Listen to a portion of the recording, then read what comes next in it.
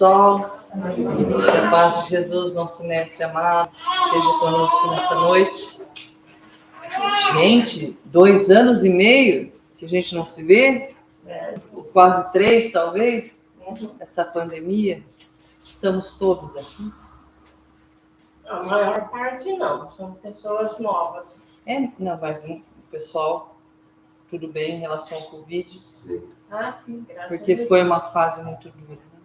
Sejam bem-vindos os novos, né? Tudo bem que eu não sou da casa, mas a gente já se sente, né, praticamente da casa. Estou muito feliz de estar aqui com vocês hoje. Nós também estamos felizes por recebê-lo. Desculpem o atraso. Meu carro o pneu estava murcho na hora que eu fui sair. Aí para no posto, abastece, não põe ar, espera um pouquinho, será que vai murchar, será que não vai murchar? Aí viemos devagar. A gente dá com o pé para fora, né? Ai, meu Deus. Vamos lá. Vamos falar de amor? Vamos falar de amor. Gente, amor é uma coisa muito difícil. Eu tinha uma dúvida muito forte na minha cabeça, desde sempre. Eu sou muito honesta comigo, né? Com os outros também, mas comigo principalmente. Eu pensava assim, gente, essa fala do mestre que diz: amar a Deus sobre todas as coisas e ao próximo como a si mesmo. Essa é a única lei, tá tudo aí, não precisa de mais nada. Se a gente conseguir fazer isso, tá tudo certo. Aí eu falava assim, será que eu sei amar? Será que eu amo direito? Será que eu amo o suficiente? Que amor é esse que Jesus fala? É difícil pra gente falar o que é o amor, não é? Eu achava sempre difícil. E ficava com isso na cabeça. Eu falei assim, eu preciso entender um pouco mais sobre o amor. Esse amor que Jesus nos coloca. E um dia me caiu nas mãos uma obra de Joana de Ângeles chamada Garimpo de Amor. E eu fui olhar essa obra e tinha lá no índice, eu sempre dou uma olhadinha no índice e tal, quando eu vou ver os livros, para ver se, né, tem os assuntos ali para ver se interessa. Aí tinha o amor e a gente mesmo, o amor e o trabalho, o amor e o relacionamento conjugal, o amor e a qualidade de vida, o amor e não sei o que, 30 capítulos sobre o amor. Pensei, nossa, que tanto Joana falou de amor nesse livro. E pensei comigo, alguma coisa eu vou conseguir entender melhor desse amor que Jesus coloca na sua fala única. Eu acredito que, né, pelo menos lendo 30 capítulos sobre o amor. E foi até engraçado que depois eu vi. Para quem não conhece, né, Joana de Ângeles é a mentora do Divaldo Franco e tem aí toda uma série de estudos psicológicos. Ela vai muito nessa linha da gente poder entender a gente mesmo. E um dia, lavando a minha louça, escutando a palestra do Divaldo, né, eu até comprei um negocinho desse que a gente põe no carro para pôr o celular, sabe? Eu preguei no azulejo da cozinha, assim, ó, bem na frente da minha pia. Então, eu ponho o celular ali, vou lavando a louça e vou escutando palestra, vou assistindo. E o Divaldo disse, curiosamente, que quando Joana apareceu para ele e falou, nós vamos escrever um livro sobre o amor. E vai ter 30 capítulos sobre o amor. O Divaldo falou assim, mas que tanto tempo eles falar sobre o amor desse jeito? E a resposta da Joana é, nunca falaremos o suficiente sobre o amor. Então vamos falar um pouquinho nessa noite de hoje, buscando ampliar esse nosso entendimento, tá? Do sentimento que a gente tem ou da maneira como a gente se comporta de uma forma amorosa. Vamos lá. Vai ficar um pouquinho longe, mas o que tiver que ler, eu leio. Pode ficar tranquilo. Quando eu pensava em amor ao próximo, a maior referência que me vinha na cabeça era de uma senhora que eu conheci num asilo. Ela se chamava Dona Rose. Porque eu achava assim, a história dela foi uma das coisas mais marcantes para mim. Eu era muito jovem quando eu ia visitar esse asilo. Muito jovem, não, eu tinha uns 20 anos. Mas isso foi no século passado, tá? Então, né, por aí a gente já revela a idade. Mas eu visitava a Dona Rosa, eu gostava de ir lá no sábado à tarde, eu não tinha filhos, eu tinha tempo, e eu gostava disso, porque eu gosto de escutar histórias das pessoas. E a Dona Rosa, eu conheci, ela estava na enfermaria, com a bacia quebrada, com 96 anos. Eu falei, mas nossa, a senhora está com a bacia quebrada? Ela falou, minha filha, até o final do ano estarei no quarto novamente. Eu falei, tá bom, quem sou eu para jogar água fria na esperança dos outros, né? Mas pensei, 96 anos. E a Dona Rosa era tão firme no propósito que antes do final do ano, eu cheguei na enfermaria, achei a cama dela vazia. Fiquei apavorado, pensei, desencarnou, né? Aí, filho da enfermeira, a Dona Rosa, tá lá no quarto, tá no quarto. Danada. E construí um relacionamento com ela, assim, todo sábado eu ia, a gente batia papo, pelo menos uma hora. Ela era muito lúcida para contar as coisas. E a Dona Rose falou para mim a história dela. A gente pergunta, né? A gente é cara de pau de ficar perguntando as coisas. Então, e a senhora tem filhos? Tenho. Meu filho mais velho é um homem muito importante, um homem muito ocupado. Ele é um engenheiro da Marinha, não sei, era um cargo assim, sabe? Ele sempre foi muito estudioso, é uma pessoa brilhante, é mesmo. E eu fiz as contas, né? Falei, bom, ela tem 96, a senhora teve ele com quanto? Tinha 20 e pouco. Falei, já está com 70.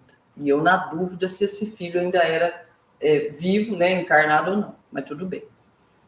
Dona Rose, e o seu filho tem algum contato com a senhora? Naquela época não existia celular, tá, gente? Houve um momento no mundo em que não existisse celular. Os jovens não devem imaginar como seja esse mundo, né? Mas tinha o telefone fixo lá dentro da secretaria do asilo. Então, a assistente social recebia o recado e levava o recado para a pessoa que morava no asilo. Não, ligar ele não liga, mas ele me mandou um telegrama. Jovens, telegrama era uma cartinha que a gente ia no correio, ditava as palavras e cobrava por letra. Era caro. Então as mensagens tinham que ser, né, bem curtinho, mas também chegava no mesmo dia. Esse era o suprassumo da comunicação rápida. Eu falei, é mesmo? Ele mandou um telegrama? Mandou. Veja na gaveta ali.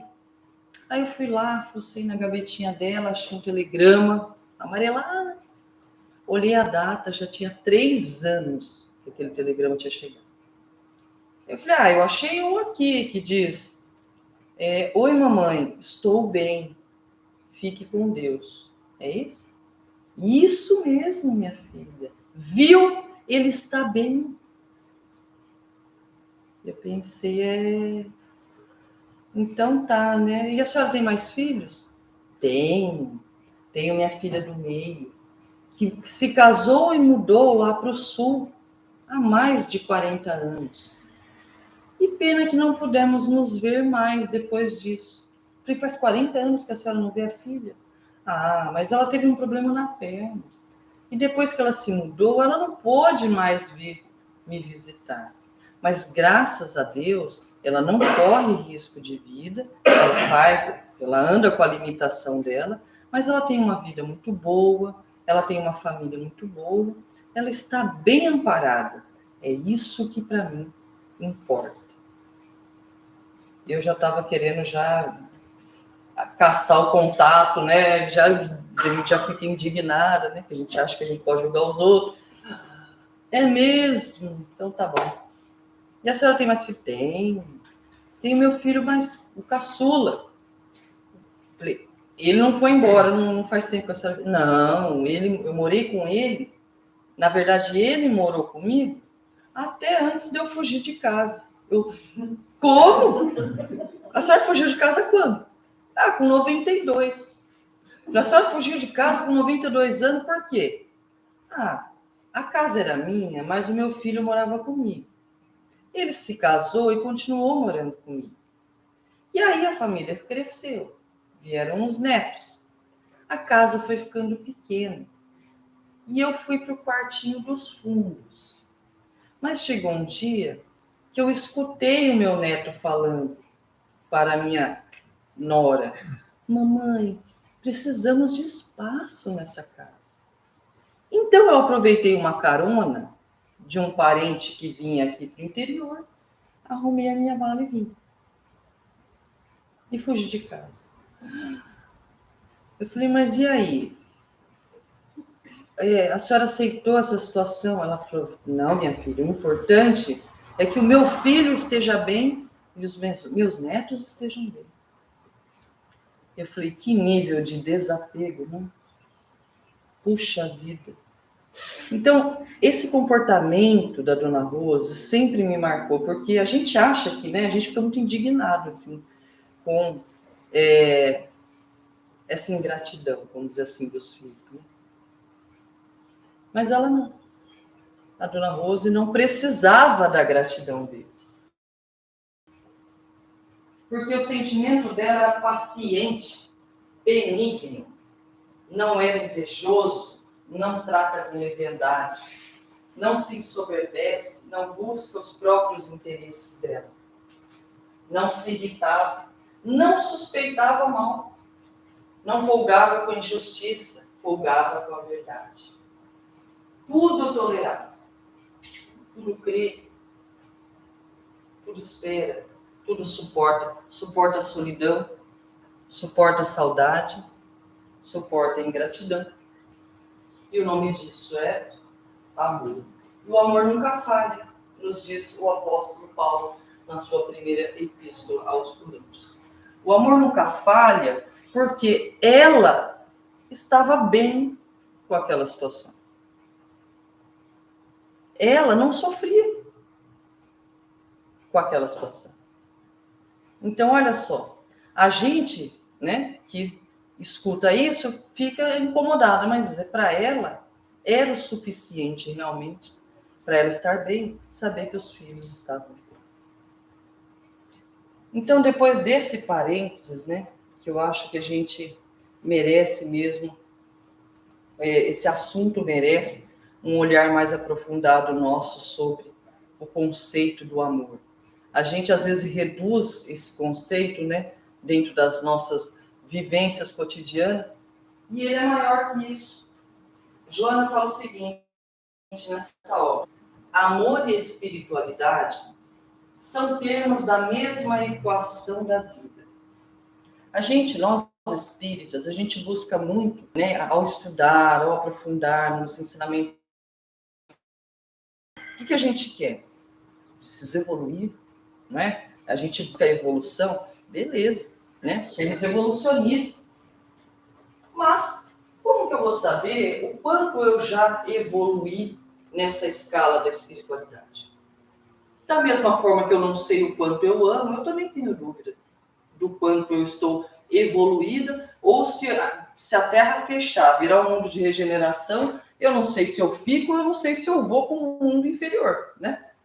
Que escala é essa?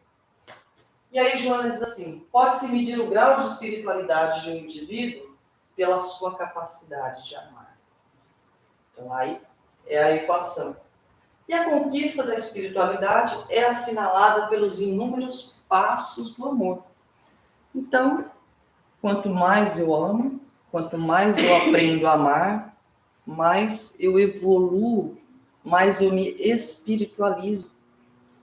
Legal. Que passo a passo é esse? Quem faz artesanato aqui? Ninguém. Ô, gente, ninguém segue um... Ah, amiga, a gente adora um passo a passo, né? Para aprender a fazer as coisas. Bom, os meninos, pelo menos, lê manual, né? Manual para montar lá uma cama, para montar uma coisa, tem lá o passo a passo. O passo a passo nos ajuda a entender uma etapa de cada vez. Essa obra, ela me ajudou a montar mais ou menos esse passo a passo que Joana coloca.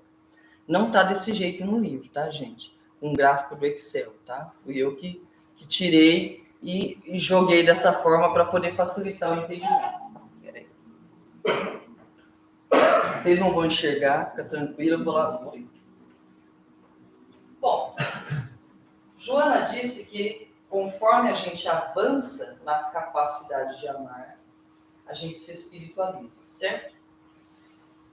Então é possível entender que lá no início da nossa capacidade de amar, ainda é muito forte, muito presente na nossa forma de amar, o uso da força.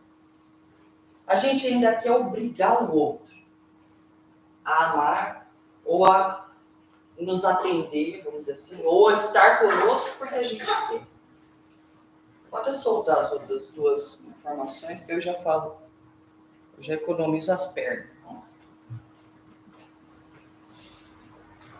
Dessa metade para trás, significa que a gente ainda ama de uma forma muito material, muito apegada ao cotidiano terreno. E daquela metade para frente, quanto mais a gente consegue galgar aquele espaço, mais espiritualizados somos. Então vamos começar aqui do limbo, né? Uso da força, conforme comentei. A posse. Se eu amo entendendo que é meu, eu ainda estou muito materializado.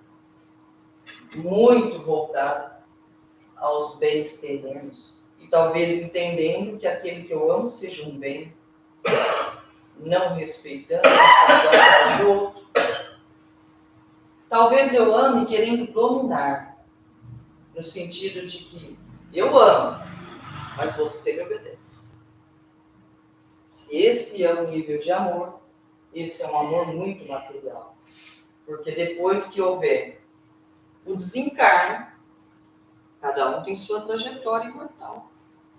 Pode até acontecer uma obsessão aí de ficar seguindo o outro, mas isso uma hora vai ter fim, porque nós somos individualmente invioláveis. Deus, né, a espiritualidade superior, vai nos ajudar a cada um ter o seu caminho. Ninguém é dono de ninguém. Aquele que ama de forma muito material faz imposições para o outro. Eu quero que você faça isso. Eu quero que você seja assim. Eu não quero que você seja assim. Esse ainda é um amor muito material. Menos amor, né? O amor material, e pouco amor, ele pensa muito no interesse pessoal. Eu cuido porque cuido de mim. Eu dou porque me dou. Eu estou, né? Eu ofereço presença para quem é presente na minha vida. Essa continha, sabe, do dar e receber, pouco amor. O egoísmo, a pessoa que ama e ainda tem muito do egoísmo, ela ama, mas primeiro tudo para ela, e o ser que ela ama entra depois na fila lá. E ela acha que para o outro tem que estar tudo bem isso daí. Então é muito centrado nela mesma ainda. Necessidade de retribuição. A pessoa que ama pouco cobra muito. A pessoa que ama pouco cobra muito do outro. Do amor do outro, da presença do outro, da atenção do outro, tudo. Pouco amor. A pessoa que ama pouco tem necessidade de estímulos. Ou seja, para ela se sentir amada ou perceber o amor do outro, ela precisa que o outro diga, que o outro dê presentes, que o outro expresse, que o outro exponha publicamente, que o outro ponha mensagem no Facebook. Ela precisa que isso para ela sentir o amor. Ela não sente o amor energia, porque ela está muito materializada ainda, muito apegada ao corpo físico, e menos ao sentimento vibração. E por fim, a pessoa que ama menos, ela ama pouco, vamos dizer assim, ela está apegada à ilusão. A ilusão de que ela tem poder sobre o outro. A ilusão de que ela pode controlar o outro. A ilusão de que o outro tem que ser aquilo que ela imaginou para si. Todos nós temos um desejo próprio. Eu gosto de uma pessoa que seja assim, assim, assado, né? Porque combina com o meu jeito. Agora, eu encontrar uma pessoa assim é uma coisa. Eu obrigar uma pessoa qualquer que eu conhecia a encaixar nessa máscara é uma ilusão. Porque a pessoa não vai conseguir, mesmo que ela queira. Mesmo que ela fale, não, eu vou ser a pessoa que você sonha. Não vai. Não vai. Ilusão. Ilusão. E aí é ótimo quando a gente chega no ponto da ilusão e quebra essa barreira. E aí o ser começa a parar de olhar para si. Percebe que daqui para trás é tudo para ele, né? E aí ele começa a olhar para o outro e desenvolver um pouco do sentimento chamado empatia. Ah, peraí, deixa eu ver. O que é importante para você? O que está acontecendo no seu momento para você agir dessa forma? Então ele começa ele deixa ele um pouco de lado para começar a prestar atenção no outro. Opa! Abriu para o amor verdadeiro aí. Primeiro passo. Enxergar o outro. Entender o seu contexto. E uma vez que a gente começa a ouvir o que o outro tem a dizer, a entender o contexto dele, a gente compreende atitudes que ele tem. Compreendendo, a gente não se ofende, já começa por aí. Por isso que a pessoa decide a atitude. Isso faz sentido no contexto dela. E isso desperta a nossa compaixão, que não é ter dó, é a vontade de ajudar. Quando possível. Não, eu estou entendendo, olha o contexto dessa pessoa. Se eu puder fazer alguma coisa para contribuir, beleza. E a gente perdoa com facilidade, porque a gente entende o contexto dela, tem vontade de ajudar, e se ela for agressiva ou falar alguma coisa que a gente não gostou, a gente sabe que não é com a gente o problema. O problema está lá dentro dela mesmo. Então tá bom. Vou nem me ofender com isso. É mais fácil perdoar. Então a pessoa que ama mais, ela acaba se tornando mais humilde. Ela é mais simples. Não precisa, não tem relação de poder nessa relação. Sou eu que mando, você que manda. Cara, não importa, ninguém manda. Ninguém manda, não tem essa de mandar. Ou a gente constrói uma caminhada junto, ou cada um constrói a sua caminhada, mas não tem essa de mandar. Isso não é prazeroso. É prazeroso para o ser humano matéria, para o amor matéria. Para o amor espírito, a humildade. É o que realmente conta. E quando a gente ama mais, a gente não faz imposições para o outro. Porque a gente já entende, certo? Temos empatia, a gente já entende o contexto do outro, a gente já é capaz de compreender, de perdoar. Então, como é que eu vou fazer uma imposição de uma coisa que eu quero se eu estou vendo o contexto que a pessoa está passando? Então, assim, você pode ir comigo em tal lugar hoje? Hoje não posso. Tá bom. O não posso dela não me revolta mais. O não me revolta mais. Por quê? Porque ela tem um motivo para esse não. Ela está ocupada, ela está preocupada, ela está resolvendo uma coisa, ela tem que parar para ir comigo no mercado? Não. Tá bom. E se ela estiver livre, desimpedida e tranquila, ela vai dizer assim, ok, vai bom. É mais leve. Quando a gente ama mais, não fazer imposições e aceitar cada um como é. Quando a gente ama mais ainda, a gente tem muita disposição de servir o outro. Servir, ajudar, né, fazer alguma coisa pelo outro, passa a ser uma satisfação de quem faz. É uma felicidade poder ajudar, é uma alegria. Então não é um peso, não é uma negociação com Deus, senão a gente volta aqui para trás. Senhor, eu faço caridade, o Senhor me manda um sonho com os números da loteria. Não, essa negociação com Deus mostra o quanto estamos ainda na matéria. Senhor, eu vou ajudar tal irmão, porque realmente ele está precisando. E a minha ajuda é pouca. Porque se for dinheiro, eu não tenho tanto dinheiro assim para doar. Fluidicamente, eu posso enviar o que der. Não sei o que dá para aproveitar dos meus fluidos, porque também não me alimenta aquela maravilha, né? A gente não sabe o quanto que exatamente a espiritualidade ajuda. Mas o que puder de mim, manda para acalmar o coração daquele meu irmão. E isso já é prazeroso para mim. Não importa que venha qualquer coisa. Não tem negociação envolvida. E aí nós chegamos num nível muito sofisticado de amor, que Joana diz que é o companheirismo. Para sermos companheiro do outro, a gente tem que saber caminhar ao lado. Não é na frente do outro dizendo, é por aqui que tem que ir, é por ali que tem que ir. Não. Também não é atrás empurrando o outro. Vai. Companheirismo é lado a lado. É você entender quando o outro pode dar um passo e você consegue dar um passo? Consigo. Aí a pessoa dá um passo, tá bom. Você consegue dar outro passo? Não, eu não consigo. Tá bom, eu fico aqui com você. Simples assim.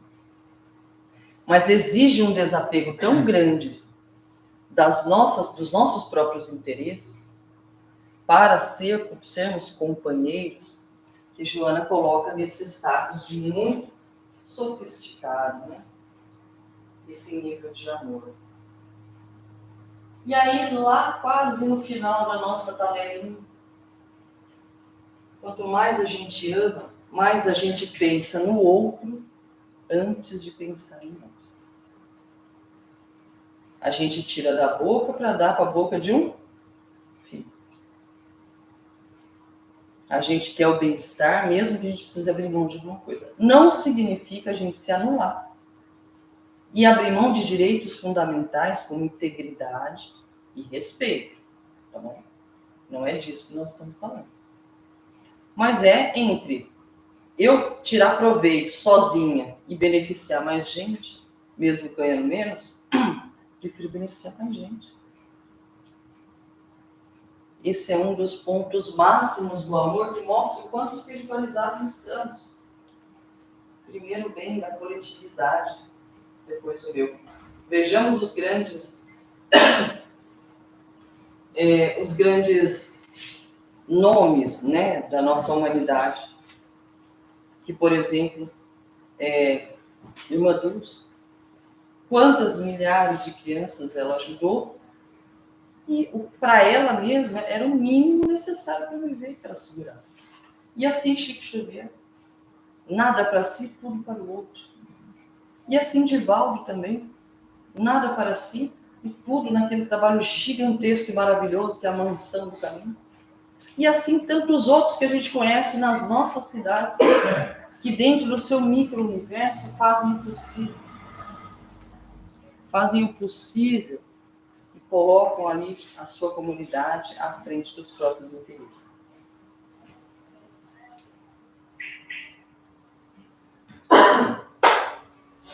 E aí o suprassumo do amor espiritualizado. Vocês estão conseguindo ler aí no fundo? Beleza, então não dê spoiler. Servir sem esperar nada. Quando eu sou capaz de fazer o que for possível, o que eu puder pelo outro, sem esperar nada em troca, este é o nosso nível máximo de amor, de capacidade de amar. E é o nosso nível máximo de evolução também. Os benfeitores espirituais que nos auxiliam nas reuniões mediúnicas e que cuidam da gente aí no dia a dia, eles fazem isso porque é uma conta que eles estão fazendo com Deus? Não! Eles fazem isso porque eles já amam de uma forma extremamente espiritualizada. Eu faço isso porque amo ajudar e não quero nada em troca mesmo. Não espero a visita no asilo. Então, é realmente muito sofisticado. Quando eu consegui entender mais ou menos essa escala, através daquela obra Garimpo de Amor, e nossa, como é que... Então agora eu vou me medir em relação a ela. Eu coloquei ali alguns papéis sociais que a gente desempenha, né?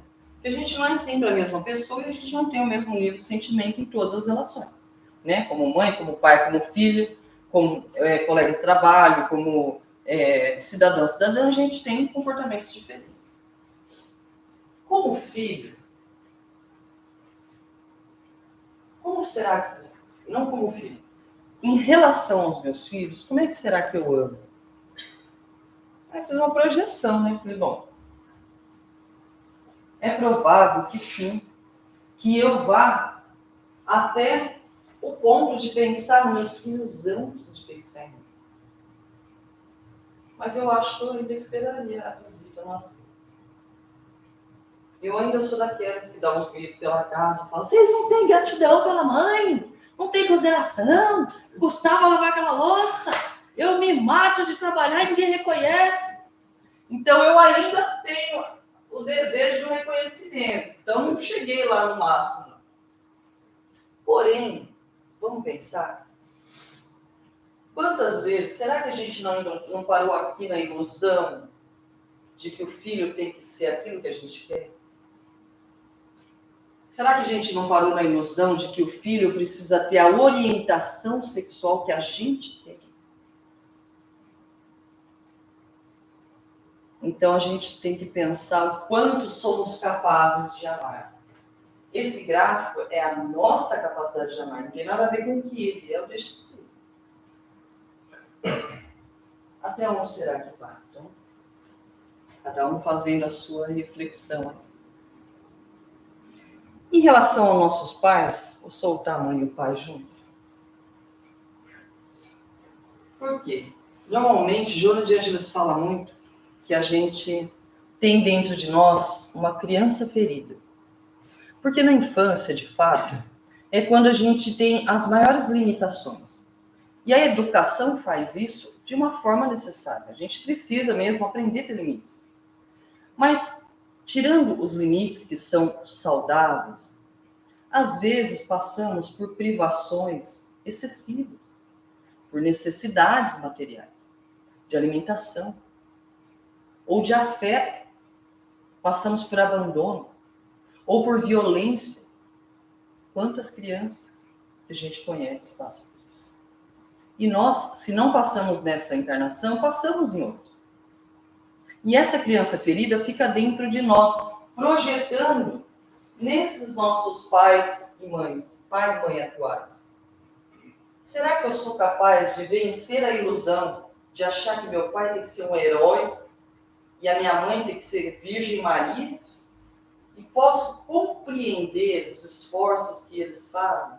Posso perdoar os meus pais por não serem os pais que eu quero que eles sejam, aceitando quem eles são? Sou capaz de amar a ponto de pensar neles antes de pensar em mim?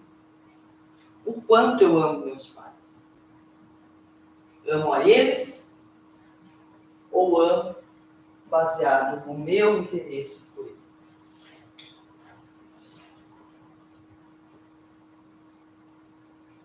Cônjuge, passamos da fase de imaginar ou desejar que ele seja o que a gente quer que ele seja.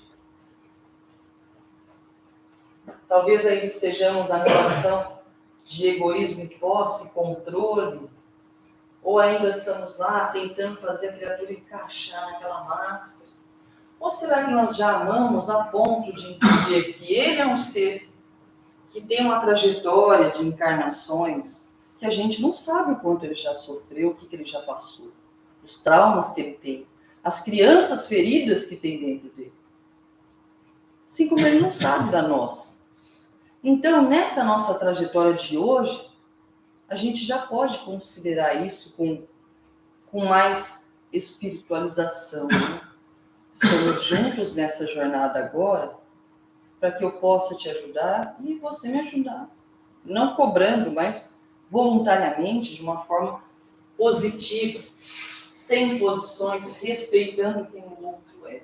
Será que já somos capazes de amar dessa forma, de sermos companheiros?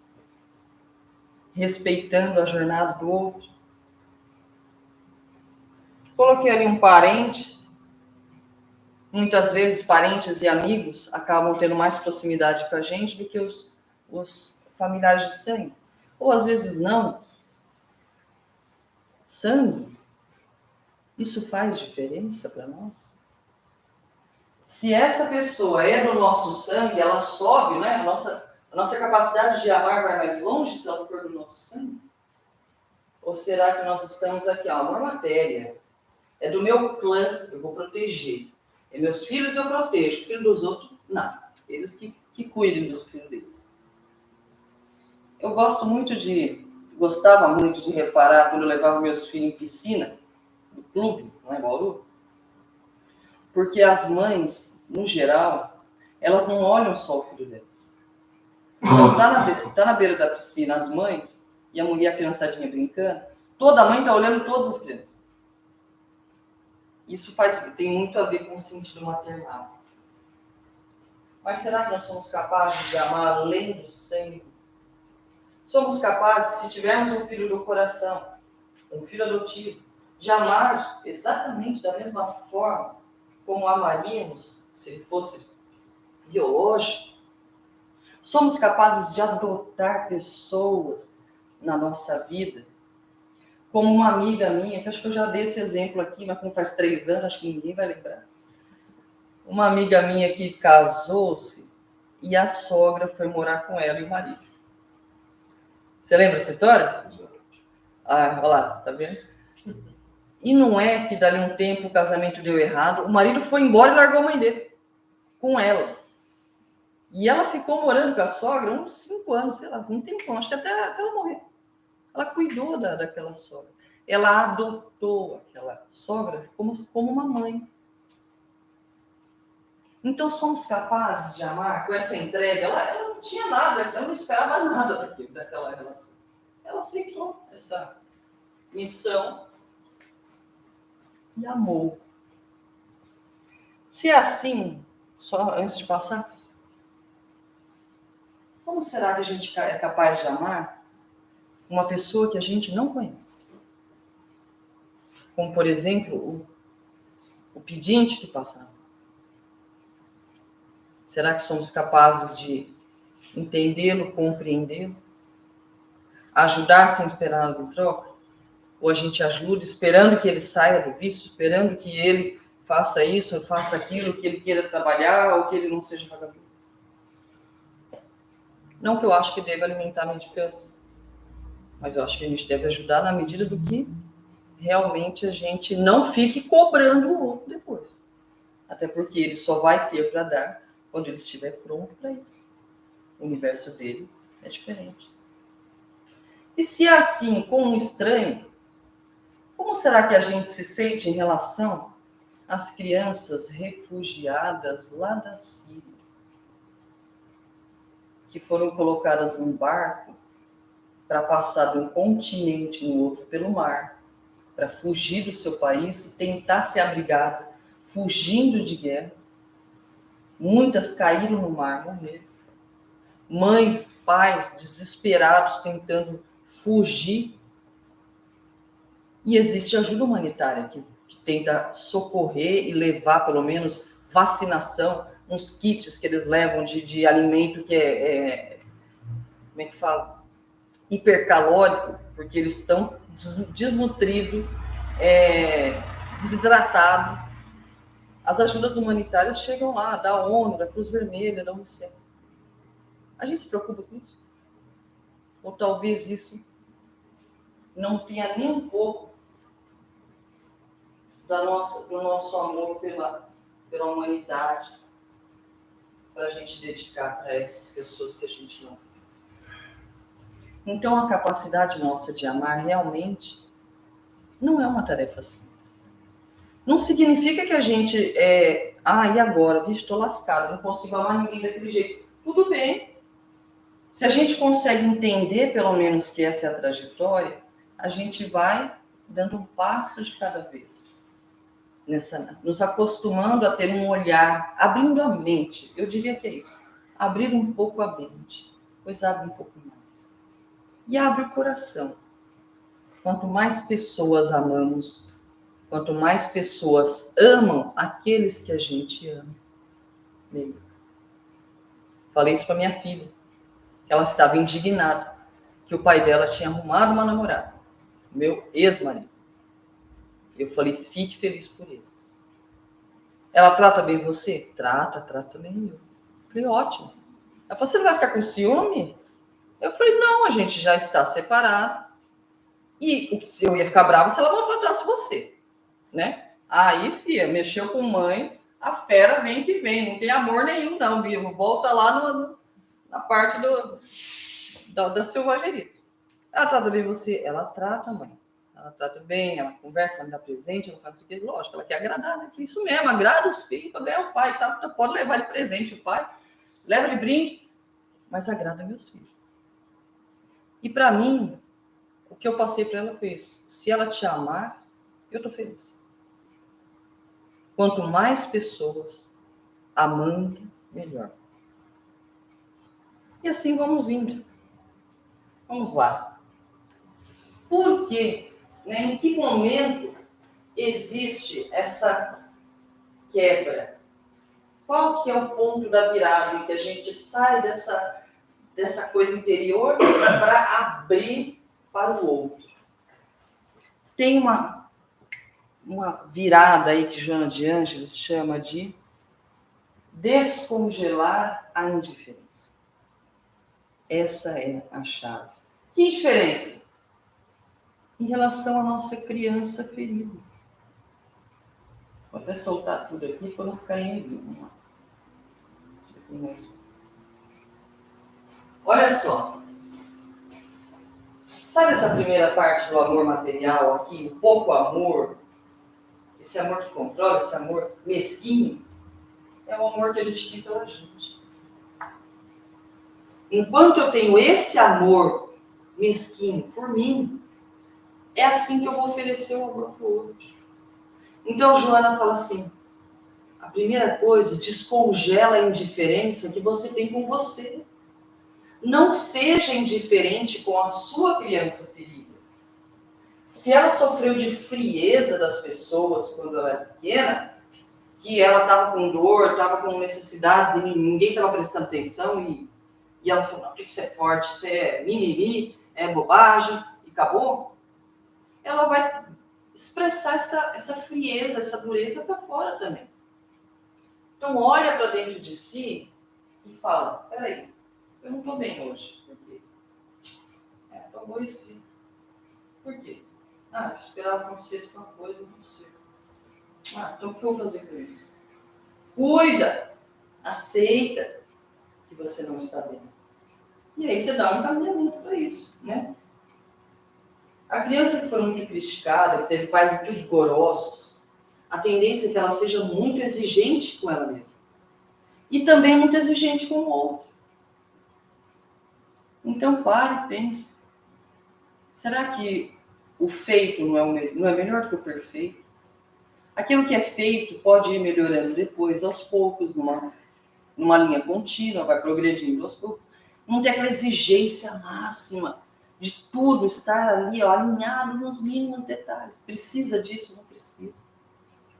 Mas se você não descongelar essa cobrança por perfeição dentro de você, você não vai descongelar isso com o outro.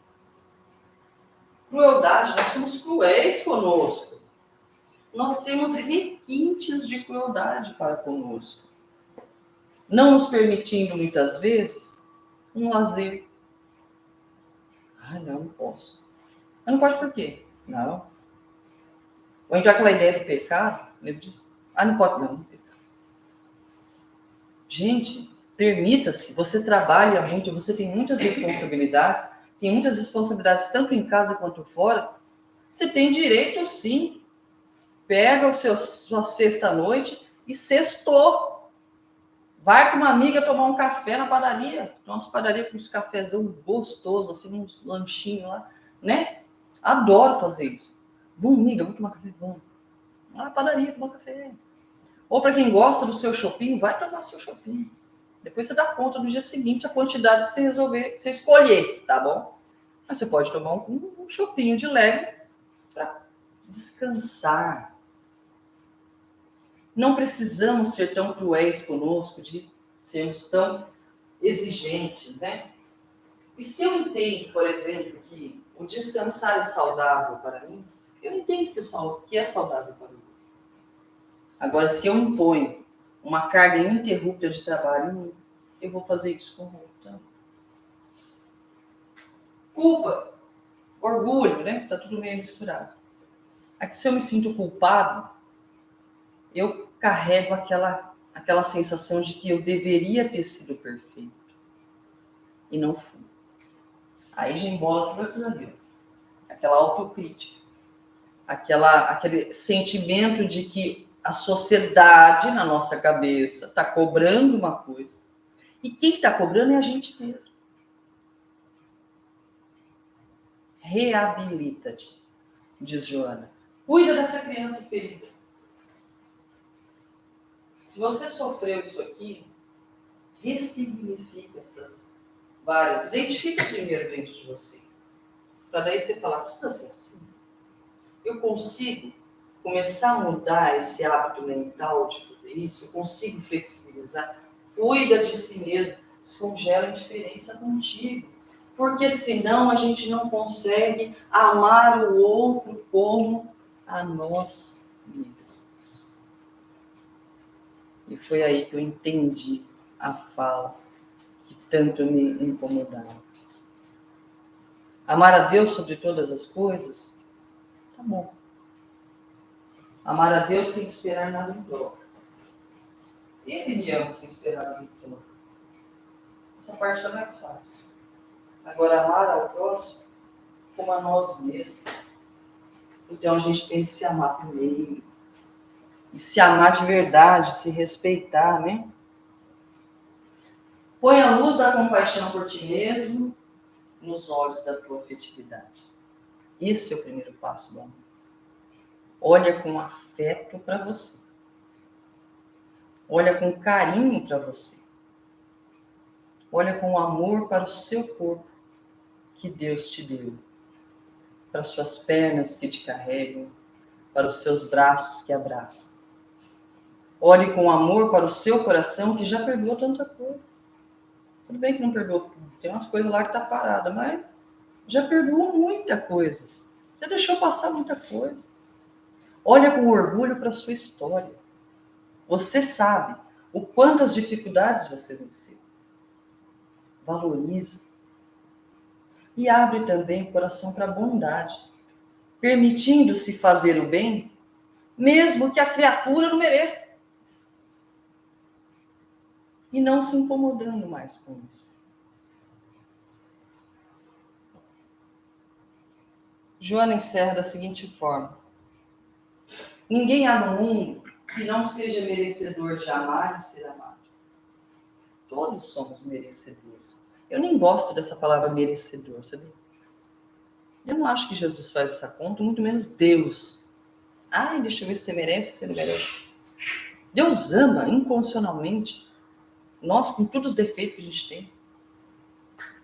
Todos somos merecedores, se é essa a palavra. Não importa, somos amados. Por quê? Porque a gente está dentro do universo feito por Deus.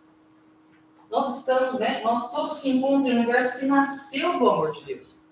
Então, vamos pensar numa colmeia. Sabe aquelas colmeias de abelha? Tem um monte de casinha assim? Pensa naquilo numa escala de trilhões de colmeias. Todas estão interligadas, não estão? Cada buraquinho ali é um de nós. E o todo é Deus. Qualquer buraquinho dali que entupir ou que der algum tipo de problema, Deus vai mandar as abelhinhas lá para reabilitar. Então é assim que a gente pode ampliar um pouco mais nosso conceito de amor ao próximo, a Deus e a nós mesmos. Que Jesus nos abençoe. Desculpem mais uma vez o horário. Cadê o outro? Perdi. Obrigada.